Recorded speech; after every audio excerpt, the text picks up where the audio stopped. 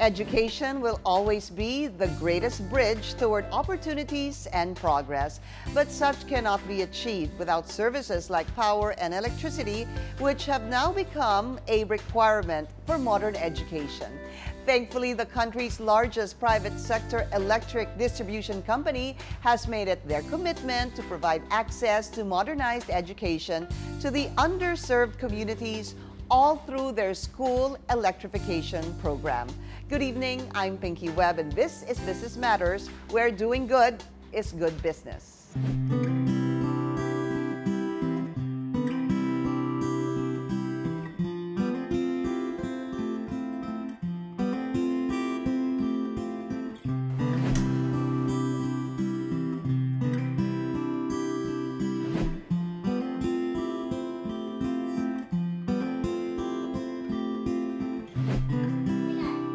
When it comes to reaching progress and advancement, there is no platform more powerful in the world than education. But for a developing country like the Philippines, where poverty remains a prevalent social problem, hundreds of thousands are still deprived of access to education. South Cotabato in Mindanao is known for its natural beauty and resources. The province is also home to indigenous peoples like the Tiboli tribe, who are well known for their unique art of weaving. But despite this, the Tiboli tribe still face various development challenges due to poverty, discrimination, and marginalization. The challenges of poverty has also greatly affected the education of indigenous people like the Tiboli, as many of their schools are situated in remote, off-grid locations, depriving them of access to electricity and modern learning equipment and facilities. Alex Labi, who comes from a long line of Tiboli tribal chieftains, knows all too well the plight his tribe faces in their everyday lives. Actually, yung mga katutubo, sir, kahit maliit pa yun, so yung edukasyon na tinatawag, wala yun sa vocabulary nila. So, some of us, sir, na mga katutubo rin, so tinitry namin, so ginagawa namin na ang aming best para na rin po sa kinabukasan ng aming mga katutubo doon sa bulubundukin na yun, sir. The lack of modern educational equipment and facility not only affects the young Tiboli learners, but the teachers as well, who are tasked with a monumental challenge of providing quality education to students despite the shortcomings of their school. Talagang struggle for us. Siyempre, yung school walang lights talaga, wala talaga. Even printers, wala talaga. So, walang electrification. Ang hirap on the side of the teachers. The pain and difficulty of the struggle for education greatly affected the morale of Alex. Because of the limitations of their community and school, Alex had no other choice but to improvise just to be able to learn and study. So yung ginagawa na po namin tuwing gabi, gas lang yung ginagamit namin. So nilagay sa isang kawayan na mahaba, and then ayun, sinisindi namin, tapos dinalagay lang namin dyan, and then sa ilalim ng ilaw na yun, doon namin binubuksan yung aming mga books, mga kopya sa school. However, there are times that their impoverished situation gets the better of Alex. During my high school time, talagang hindi na ako pumasok. Magwa 1 week na hindi ka makakain, sir. And then, kahit baon yan, sir, wala kang baon papunta sa school. But despite the challenges, Alex pushed on and persevered with his studies, knowing that it is only through education that he will be able to help not only himself, but also his fellow Tibolis. Through education, matuturuan mo sila kung paano gawin ang ganitong bagay. Sinasabi ko lang, hindi ito hadlang, but I will make anything, I will do anything for this, sir, para lang, sir, makaahon, sir. Armed with grit and determination, Alex promised he himself would one day become a teacher to help his fellow indigenous people receive education that will enable and empower them toward a better future. Wala kang kuryente doon, wala kang magagamit doon. But sabi ko nga, sir, due to my heart na pag nakikita ko yung mga bulilit na katutubos nang dahil sa hirap ng buhay, sir. So talagang yung puso ko, sir, Talagang gusto ko silang maiahon, sir, kasi nga, yun nga, sa hirap ng buhay. Time will come na matutulungan ko sila. Kibang National High School in South Cotabato is just one of the many schools in the country that is situated in a remote region. These underserved, overlooked, and faraway schools do not have access to benefits such as power and electricity, which greatly affects the progress and development of the community and its people. Knowing the importance of quality education in molding the minds of the future generation of Filipinos, the country's largest private sector electric distribution company launched an advocacy program that provides power to schools in far-flung communities through their school electrification program. Isa ito sa mga pinaka-importanting advocacies ng foundation. We realized that many of our schools, especially those located in remote islands and communities, really need basic electricity. They're so far away that the electricity grid cannot reach them. Through the school electrification program, schools like Kibang National High School in South Cotabato are given solar photovoltaic systems which generates electricity to power the school, greatly improving the learning and teaching methods of teachers and students alike. Aside from providing power and electricity, the beneficiary schools are also given multimedia packages. In a program like a solar power electrification, it also takes a village to raise a child or to maintain a system like this. Kailangan lahat kayo sa school community ay magtulong-tulong. Yung mga may technical expertise ay kailangang maturuan yung iba. I guess it's also part of alam ng mga estudyante kung gaano ka-importante sa kanila ang isang programang tulad nito. Kaya mina-maximize nila. And in that maximization, aalagaan mo ang isang equipment tulad nito. And that's the story of Kibang National High School. The school electrification program was launched in Kibang National High School in 2014. Since then, the students and teachers of Kibang National High School have enjoyed and reaped the benefits of modern education. Effective, mas efficient yung teachers, yung teaching learning process, masasabi mo na there is an interesting way. They are motivated to learn talaga. Nung sinabi na it is a school electrification, ito na pinadala ni God na ito na talaga, ito na yung tutulong sa amin dito sa kabundukan. At para makatulong kami sa pag-abot ng iyong pangarap, ito ang munting regalo ng One Meralco Foundation sa iyo.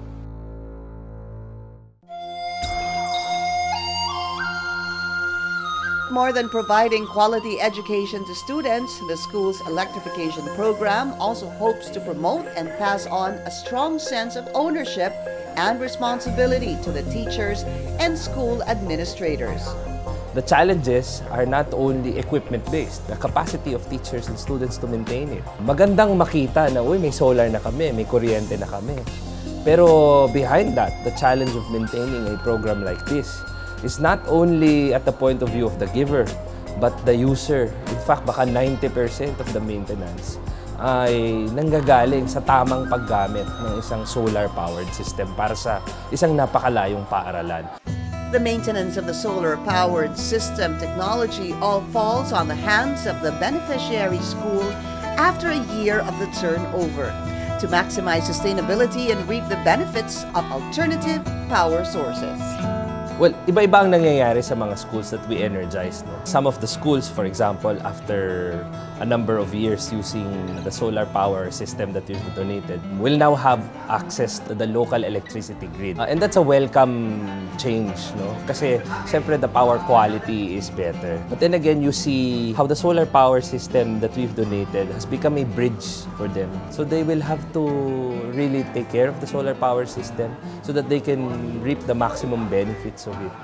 It was 5 years ago when Kibang National High School was installed with solar power technology. Since then, the school has now been connected to the local energy and power grid of South Cotabato. But even up to this day, their solar power system is still up and running.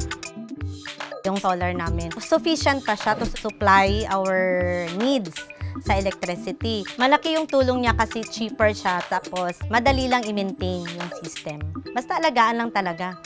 May monitoring, may checking.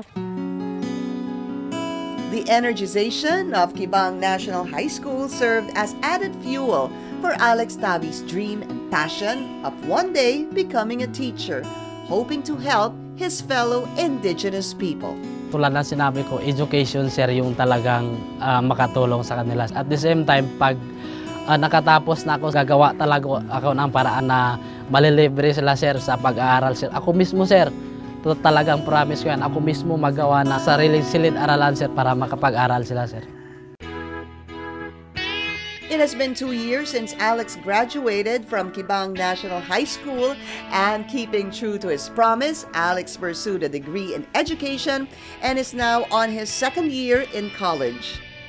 Though his tuition fee is covered by the provincial government scholarship program, Alex still had to work part-time jobs in order to earn extra money to pay for his basic needs like food and rent. Talagang yung pangarap ko, sir, ay hindi ko gustong madadown talaga. Ipupursige ko. So, tuwing vacant time namin sa school, pag walang pasok, yun, nagra-racket ako.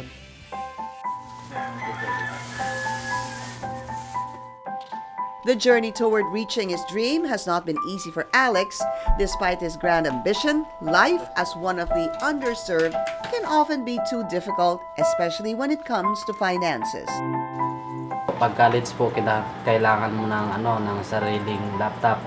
Pag wala ka naman kong laptop, so yun, magtiis ka po sa PisoNet para makabawa ng term paper, ng research, ng kung ano-ano pang pinapagawa po na project po sa school po.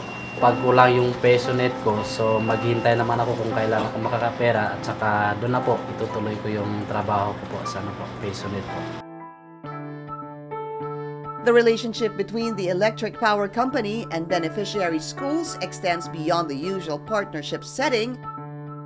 And upon hearing the current struggles of Alex, the electric power company, with the help of Kibang National High School, prepared a surprise for the student leader who was once empowered by their school electrification program. Ito po yung classroom ko noong senior high school ako, at dito po inilagay yung school electrification ng One Miral. Pagkatapos po, may TV po kami dito na ibinigay rin. So, naging useful po siya, at saka ginagamit po namin para mas makita namin yung pinag-aralan namin. Sir Jeffrey Tarayo. Magandang araw, Alex. Talagang nakakabilib at nakaka-inspire ang kwento mo. At kami sa One Meralco Foundation ay natutuwa na unti-unti mo nang naaabot ang pangarap mo maging isang teacher. Alam naman namin kung bakit mo ginagawa ito ay para matulungan ang iyong kapwa Tiboli na magkaroon ng mas malalim na kaalaman. At para makatulong kami sa pag-abot ng iyong pangarap, ito ang munting regalo ng One Meralco Foundation sa iyo.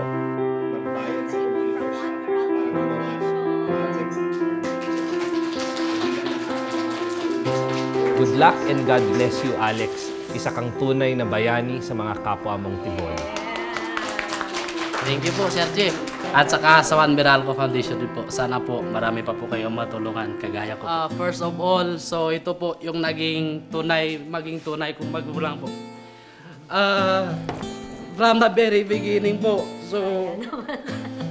Ayan na, iyakan moment tayo. Okay. So siya po yung nagbibigay sa akin ng pampaano po. So, nung pampa-entral exam ko po noon po. So kaya I'm very thankful po na nakita ko at nakasama ko po si ma'am. I believe in you. Kaya mo na. So sa mga taong naging bahagi ng aking buhay, sa mga taong aasa sa akin, so I promise na makikita niyo po ako at makakamit ko po yung pangarap na inaasam ko at yung pangarap ko para po sa inyo lahat. Maraming salamat. Alex is just one of the many students empowered and enabled by the school electrification program. His story serves as an inspiration for the electric power company to continue on with their commitment and mission of helping underserved students reach their full potential by providing access to education through power and technology. When we first met Alex 5 years ago, and the story was, he's a very good student leader. At nung nakausap ko sa noon, sinasabi niyang, pag nakagraduate siya sa Kibang at mag-aaral siya ng education, babalik ako para makapagturo ako sa aming pamayanan. I've realized na doon pa lang, I guess natupad na namin yung mission namin sa school na yun. If you are able to empower students like Alex, and the teachers and the other students see that as an inspiration, and then they receive a solar power equipment like this, it's a perfect combination of how you actually help fulfill dreams. Puso at utak yung dapat na sundin, sir. Pag sinabi kong ganito yung gawin ko, talagang ipupursige mo, sir. And then, so yung mga tutulong, sir, darating lang yan, sir. And then, always think positive. Kasi yung success, sir, andyan lang yan, sir. Ma-achieve mo talaga, sir, pag nagsasakripisyo ka, sir.